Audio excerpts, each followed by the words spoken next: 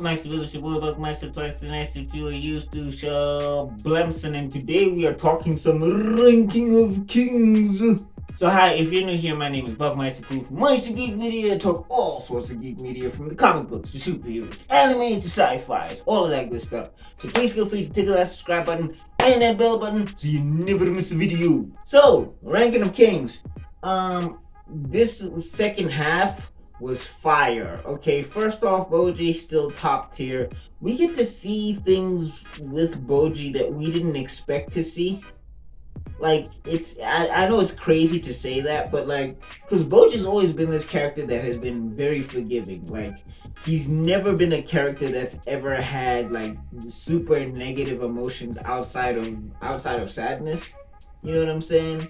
Like, he's like, and usually it's still directed inward. He's very much a character that everything is on him, which I guess unironically still makes him like like this unironically makes him like more of a king than his dad.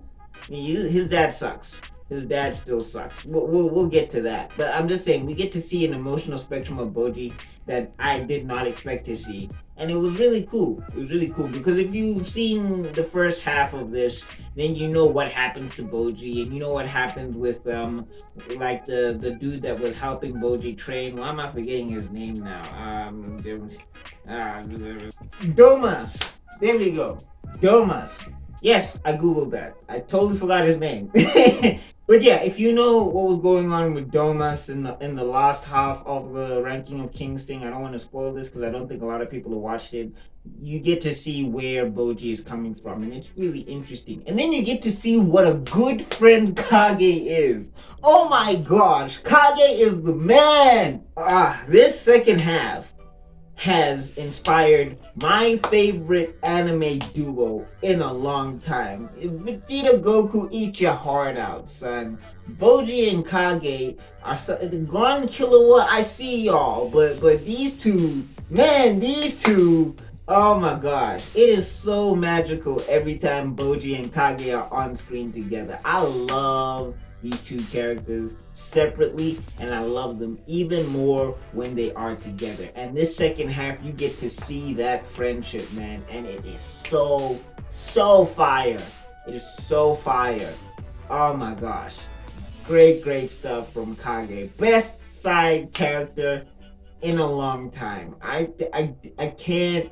There's very few side characters that I can think of that are on the level of Kage, man. Because Kage is just the man, especially to see where he came from. Go Kage.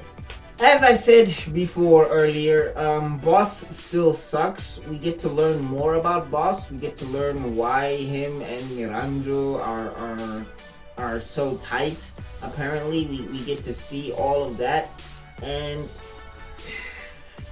the backstory is fantastic. The story of the typical anime trope, which I mean I love it. I know some people are just like, oh my god, but well, what do you want? You need to learn about the characters. Like, they can't do a whole season prior to a season type of thing. This isn't like Sinbad or whatever. What was I saying?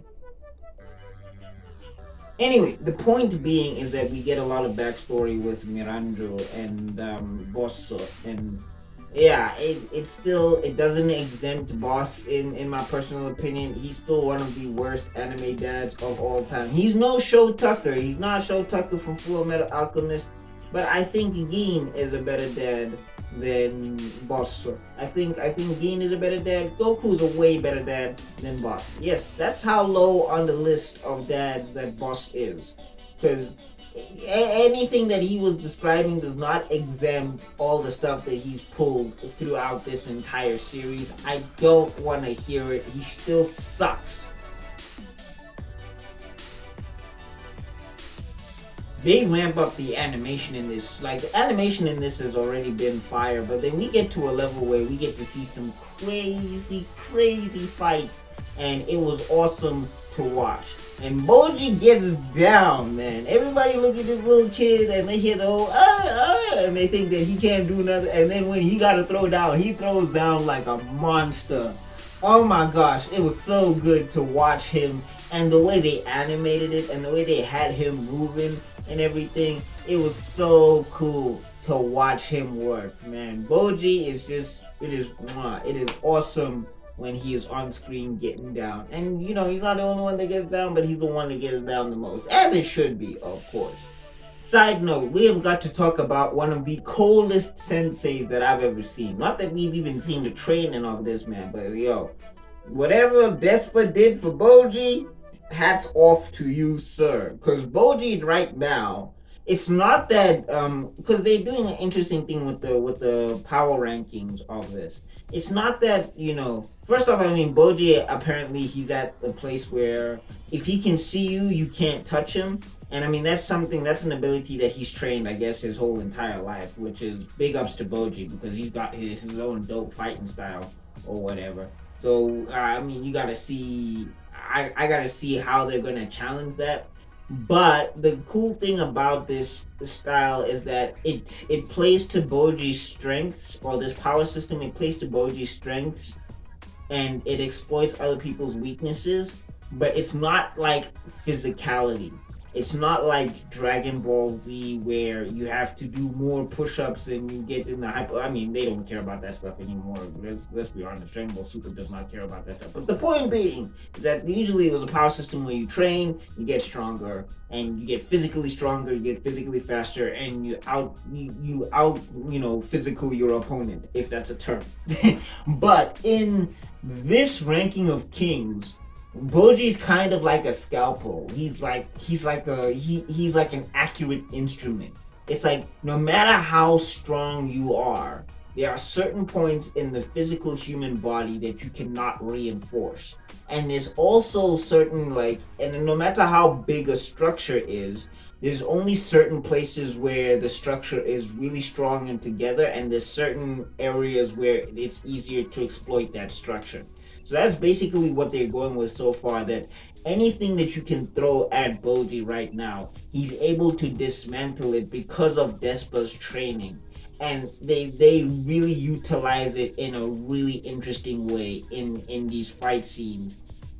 So that's why I'm saying Despa, because Bojji already was kind of badass. Like he was already good. Like, I mean, of course he wasn't he wasn't the strongest around. He didn't have no physical, ability like that.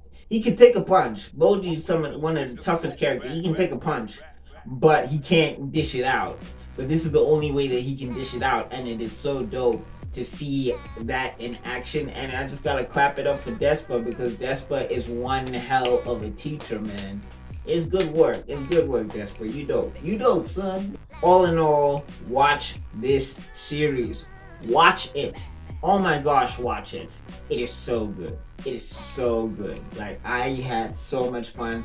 I can rewatch this. I can watch this. I can see myself watching this. Like, now, again, if it stays on this level of quality, if we don't get no, unnecessary power creep, if they keep the characters where the characters are now, I can tell you now this is going to be a top 10 anime or top 5 anime for somebody else. I can tell you now it is that good. It is that good right now, season 1 as we speak. What do you think, my student? Let me know in the comment section down below. Talk us to your boy. And if you're at this point in the video, I want to say thank you so much for getting to this point in the video. You are spectacular. Now, if you really like this video, I got another one up here. I got a playlist down there, and I got an icon you can click on to subscribe. Remember to ring the bell if you do subscribe, and I'll see you all in another video, because my man's gotta be out. Peace.